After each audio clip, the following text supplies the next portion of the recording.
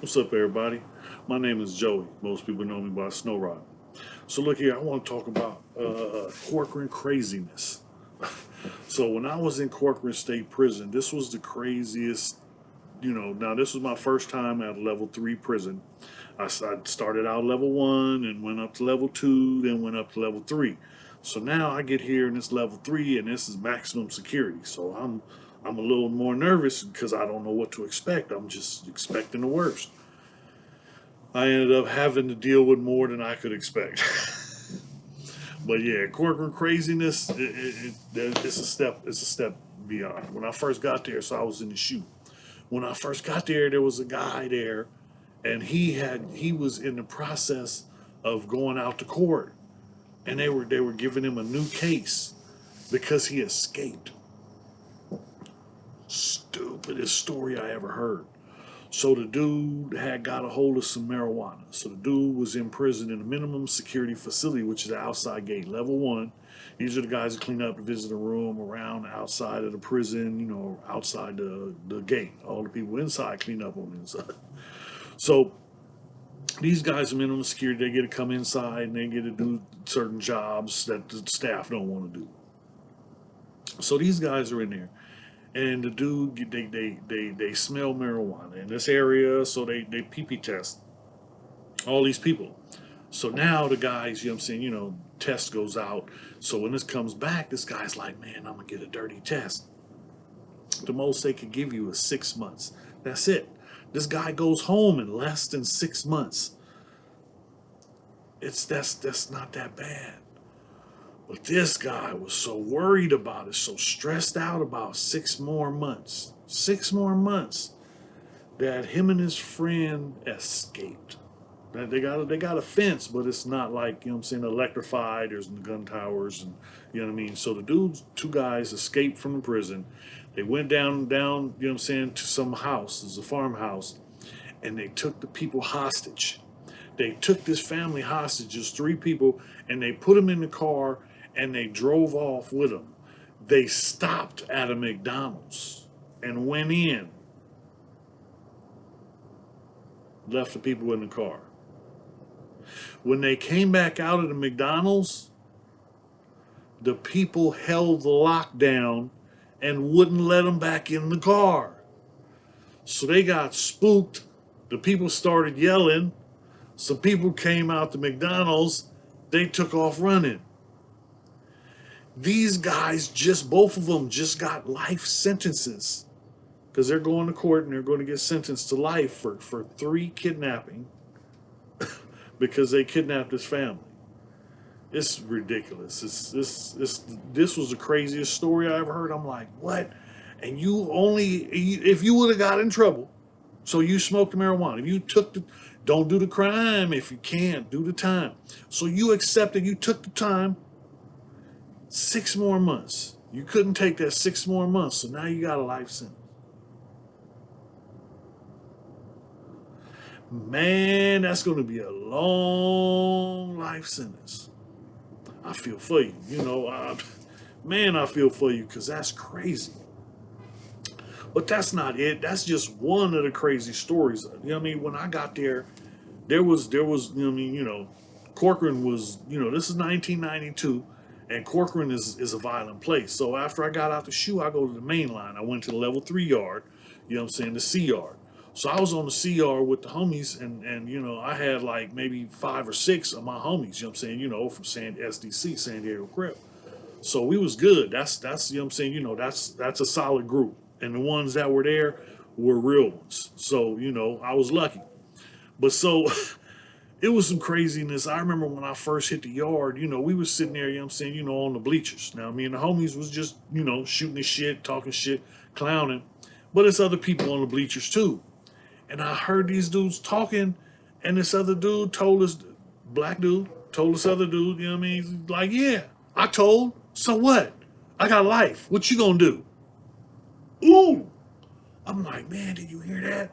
That fool just said, yeah, I told. So what? I got life. They gonna get him. They gonna get him. Ooh, they gonna get him. So I'm like, I'm saying, I'm telling the homies, let's go over here. Let's get away from the situation, you know what I mean? So that we can see, You know what I mean? You know, and not get involved. Because you don't want to be behind a situation, you know what I mean, you know, and end up catching a stray bullet. And at that time in Corcoran, the police had a thing about shooting the rocks. They would shoot the rocks in front of you, and then the rocks would kick up, and it's like shrapnel, you know what I mean, you know, just coming at you. And that shit, you know what I'm saying, you know, one dude got his eye put out, you know, I know it was, you know what I'm saying, you know, but it's still, you know what I'm saying, you know, that's a scary thought. You know, you could lose an eye, you can get fucked up, you know what I mean, you know, I could mess this beautiful face up. We can't have that. Nah, but Corcoran was a violent place. I seen a couple people die. The first and worst. It was a guy that got shot on the way pile. A dude named Goody. He was a L.A. Crip, and the police shot him on the yard and over a fist fight. He didn't have to shoot him. You know what I mean? You know, it wasn't even that serious. But the same cop, you know, now he's out the tower for the investigation. Excuse me, for a short time for the investigation. Now, while the investigation going on, he's on the yard. I hear him get into it with my neighbor, and my neighbor is from '60s. My neighbor was Popeye and Hatchet from the '60s, and they was talking to them. He was like, "Yeah, don't have me do you like I did your homeboy Goody," and it was like, "Wow, that's foul." You know what I mean? You know, this pig, you know what I'm saying, you know, just told him, you know what I'm saying, don't have me kill you like I killed your homeboy. And that's the way I took it, you know what I mean? And I know that's the way, you know what I'm saying, you know, the homies took it.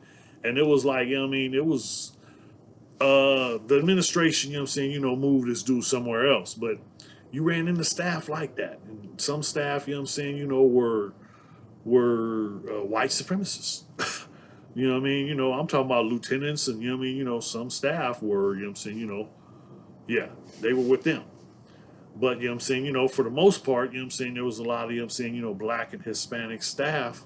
And that was, you know what I'm saying, you know, part of the reason I survived, because they gave me a fair shake. They knew, you know what I'm saying, you know, the situation. And, you know, I survived. I'm still here. Man. So now, Corcoran. One of the worst things I ever saw, you know, a man keistered 2D batteries and tried to sneak them through a metal detector. Hey, I don't know, you know what I'm saying? You know, all I know is we was coming back and he was in a group with me, you know what I'm saying? You know, I don't know what was in his head, or you know what I'm saying, you know what, but hopefully it wasn't a shocking experience. I don't understand, because the batteries, you know what I'm saying, you know, only cost $1.10 a piece. So that was $2.20 that you didn't have to steal. You didn't have to stick up your butt. I don't know if it was done for pleasure. I don't know, but hey, that's the thing. It's crazy stuff goes on in prison. Man, it's sad. It's sad, but it's true. So okay, you know what I'm saying? You know what else we got? Oh man. Oh, okay, you know what I'm saying? You know, I knew this one the dude's, his name was Maluk, and he was from the Middle East, and he had, you know, he had money, so he would have money on his books and canteen and a whole bunch of extra stuff, so he would buy stuff. And this dude was paying anybody who could catch a pigeon $5. And this dude would take the pigeon into his cell. It had to be alive. And he said, I talked to the dude, you know, because I worked with him for a while. And the dude, you know what I'm saying, you know, he was like, you know, his family has money, so he has whatever he needs. So this dude's like, yeah, man, you know what I'm saying, in my country, pigeons are a delicacy. You know, I clean their system out. I feed them for a day. I feed them rice and bread to clean out the system and get all the muck out. Then, you know what I'm saying, you know, after that, pluck them, cook them. And I was like, what? He was like, no, you want some? Well, next time I'm out. No. My homeboy tried it, man. My homeboy said it was good. He said it tastes like chicken. I couldn't do it, you know what I mean? You know, each to his own. I don't knock nobody, you know what I mean? You know, because I'll try some weird stuff, you know what I mean? You know, I'm not, you know what I'm saying, you know, I'm not against it. I eat sushi. I liked turducken. That was a new thing by me, you know what I'm saying? You know, I still haven't tried rabbit. I want to try rabbit. There's a few things, you know, but like, you know what I'm saying, you know, I used to want to try buffalo. I like buffalo. It's just a little pricey, hard to get, I guess.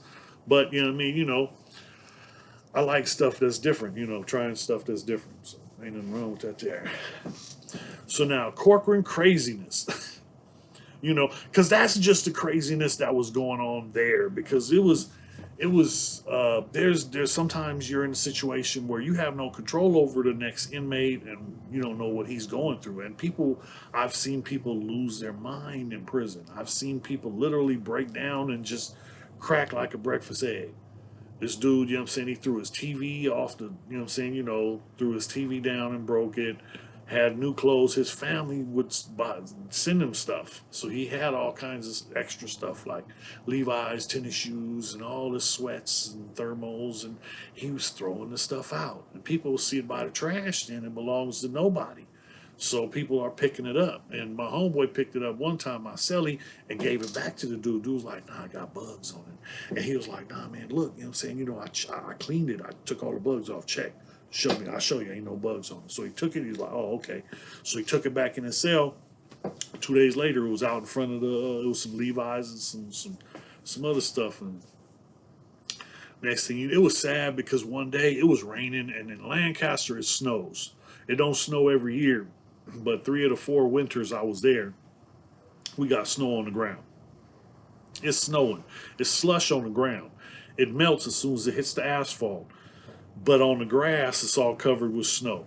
We're getting up, going to breakfast. And, you know what I'm saying, the police didn't even notice this dude because he was in the crowd. And the dude, this level 4. The dude got halfway to the chow hall, butt booty, asshole naked, ain't got nothing on. And this dude is halfway to the chow hall before the staff even realized, hey, go put your damn clothes on. You know, but the dude, you know what I'm saying, you know, it was bugs in it. He was having problems. And, you know what I'm saying, you know, I don't know everybody's issues, you know what I mean? You know, I don't believe most, you know what I'm saying, you know, I believe whatever, you know, God ain't going to give you more than you can handle. You know, he never gave me more than I can handle. He gave me what I can handle, believe me. But, nah, you know what I'm saying? Like I said, you know what I'm saying? You know, prison will drive you crazy if you let it. And there's a lot of crazy already in there. Just waiting. You know, it's like one of the crazy situations. They used to always have like the kids. They would bring juvenile kids who were at risk, who were, you know what I'm saying, getting into trouble, going, you know what I'm saying, you know, stuff like that. So they'd bring them in. It was a scared straight program, and they would go in and they would walk through the facility that I lived on. And, you know what I'm saying, other inmates from a different facility would tell them this is where you go to get your clothes. When you first get here, this is where you go, you know what I'm saying, you know, after somebody, you know what I'm saying, rapes you, you know what I'm saying, this is where you come to have the doctor check you out. You know, so they tell us, yeah, scare the kids when they come onto the yard. So one time, you know what I'm saying, you know, we was up there, me and the homies, we had got a hold of some weed, so we was up there high, you know, so we joking and clowning. And now these kids are, you know what I'm saying, I want the one in the front. I want the one in the middle. He thinks he's tough. I want the one that's sagging, you know. So we're messing with the kids, you know what I mean? You know, my homeboy, we hollering at him, trying to, you know what I'm saying, you know, communicate, because we have to pass messages, and, you know what I'm saying, he lets us know how, and, you know what I'm saying, you know, what's going to be done. But he was like, yeah, I'll get at y'all. So, you know what I'm saying, we'll wait. But then we're joking around as they're walking across the yard, following them. And then there's a white guy with a camera filming the kids. And so, you know what I'm saying, everybody's like, I want this one, I want that one. So I'm like, hey, I want the cameraman. So the dude with the camera, you seen him turn around and look like, oh shit. You could see the fear in this dude's eye. It was so funny. Everybody got a kick out of that one. But yeah, you know what I'm saying, you know, it's a lot of craziness that goes on, and especially Corcoran. Corcoran was a place for the crazy. Hey, hit the subscribe, hit the like, hit the share. Let me know what you think in the comments. Thanks for watching. Chasing rhythm, we never slow. Fire burning, light we glow.